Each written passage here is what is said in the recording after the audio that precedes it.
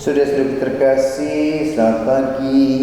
Salam dari Sabda Siap Saji hari Senin 8 Juni 2020. Bersama dengan 3 seminaris, kami akan membacakan Injil hari ini dari Injil Matius dan akan menguraikan bersama dengan sharing mereka. Mari kita dengarkan bacaan Injil pada hari ini. Tuhan bersamamu dan bersama rohmu.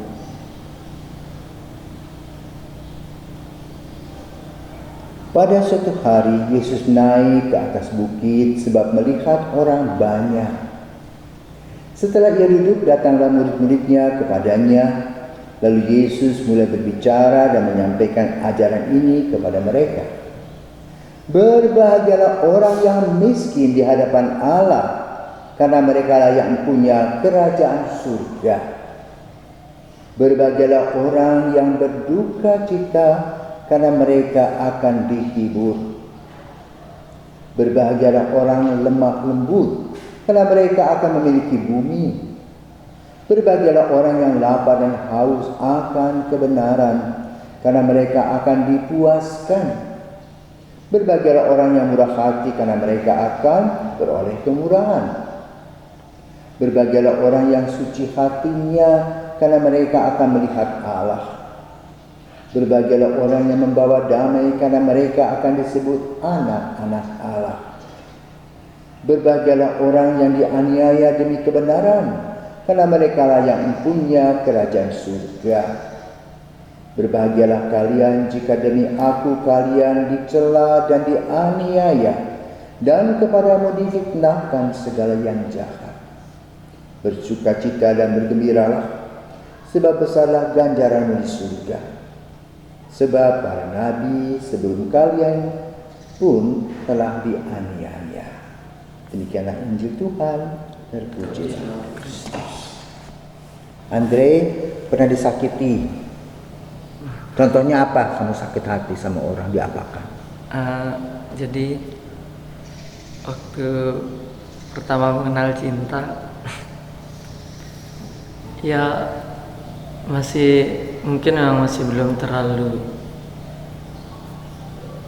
begitu, tapi karena mungkin sudah tumbuhnya rasa sayang ketika ditinggalkan, ketika itulah. Sampai di mana sakit hatinya? Sampai di sini. Jadi itu cinta monyet. Iya. Ya? Kamu, Enrico, pernah disakiti oleh teman, oleh siapa? Oleh saya teman dengan kayak difitnah itu.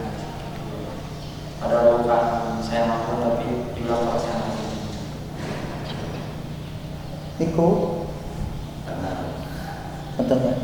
Contohnya kalau misalnya saya melakukan kesalahan atau apa itu diejek di pojokan. Ya, jadi setiap kita pernah punya pengalaman pahit, ya, dan itu menyakitkan. Kita merasa direndahkan, ya, kita diadili, dan itulah dunia. Pada zaman Yesus, situasi ini ada. Orang saling berebut rezeki, orang saling memfitnah, orang bersifat dengki, dan orang mencari kenikmatan-kenikmatan dunia. Maka Yesus memberikan kepada para murid sabda bahagia namanya.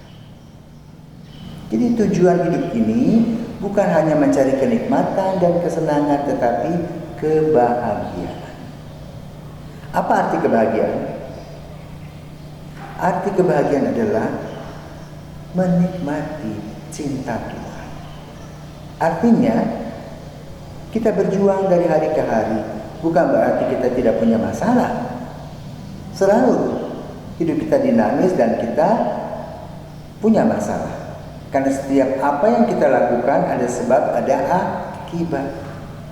Namun kemudian kita tidak hanya sebagai manusia jasmani, tetapi juga menjadi manusia rohani. Nah, menjadi manusia rohani berarti mempunyai keteguhan, keyakinan, kekuatan akan masalah-masalah yang kita hadapi. Kan Yesus berkata, berbahagialah orang yang miskin di hadapan Allah, karena dia yang punya kerajaan surga. Artinya apa? Orang yang penuh dengan iman percaya, biarpun dia mengalami banyak cobaan, dia selalu datang dan berharap kepada Tuhan. Dan dia tidak menuntut Tuhan, melainkan dia sabar menunggu waktu yang tepat. Tuhan akan memberikan yang terbaik kepadanya. Maka contoh-contoh yang ada di dalam kitab suci, misalnya Ayub, Ibu Maria yang selalu berharap kepada Tuhan. Maka kita diajar oleh Yesus untuk menjadi miskin, bukan berarti miskin secara jasmani, tetapi kita miskin secara rohani, artinya kita memerlukan bantuan Tuhan. Kita percaya bahwa setiap waktu, dimanapun dan kapanpun, Tuhan selalu mendampingi kita. Yesus juga mengajarkan kepada kita bagaimana rumus-rumus kehidupan agar kita menjadi orang yang bijak. Tidaklah bersombong, berkata-kata kasar, menganggap orang tidak ada nilainya. Hidup ini seperti jarum jam. Kadang kita di angka 6, kadang di angka 3, kadang di angka 12. Ketika kita berada di angka 9 dan 12, 11 dan 10, janganlah kita angkuh dan sombong. Karena pada waktunya kita akan turun. Mungkin angkanya menjadi 6, 5, 4. Pengaruh kita sudah tidak ada lagi. Maka ketika kita mempunyai pengaruhilah teman-teman, siapapun juga secara positif, dinamis, kreatif, melihat Tuhan selalu ada dalam kehidupan nyata sehari-hari. Maka rasa sakit harus disembuhkan. Jangan terus berpikir tentang rasa sakit itu, tetapi lihatlah bagaimana tangan Tuhan yang merendah itu senantiasa memberikan anugerah yang berlimpah-limpah. Dan kadang-kadang Tuhan memberikan kepada kita waktu untuk berhenti, seperti masa COVID ini. Coba apa yang positif yang terjadi dengan masa COVID ini? Udara menjadi lebih segar, keluarga yang tidak bisa bertemu sekarang bisa bertemu. Lalu kita belajar tentang kesehatan dan kebersihan. Bumi pun juga menjadi sehat kembali. Lapisan ozon sudah kembali. Artinya apa? Dunia menata hidupnya melalui COVID-19 dan mengajarkan kepada kita bahwa kita ini sama di hadapan Tuhan. Hanya beda di hadapan manusia. Yang satu punya uang lebih berlimpah, yang satu bisa memamerkan kekayaan, yang satu bisa mempekerjakan orang. Bahkan ada juga sikap tuan dan hamba. Tapi saat sekarang virus berkeliaran kemana-mana, datang dia mengunjungi kita supaya kita betul mengolah hidup rohani kita menjadi orang yang penuh dengan iman, percaya dan bersyukur kepada Tuhan. Dan itulah kebahagiaan. Kalau kita mendapatkan kebahagiaan, artinya apa? Hidup kita senantiasa bersama dengan Tuhan dan mendapatkan berkat-berkat itu dalam kenyataan hidup.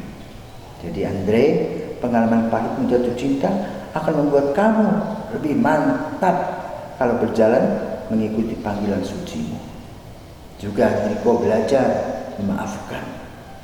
Kenapa? Ketika kita masih menyimpan bara kemarahan dan kejengkelan, jangan lupa penyakit menggerogoti kita. Juga Niko punya pengalaman, akibatnya apa? Kau diam, tidak dinamis, tidak kreatif. Padahal Tuhan memberi kamu talenta yang luar biasa. Sekarang sudah bisa senyum, sapa, salam, luar biasa.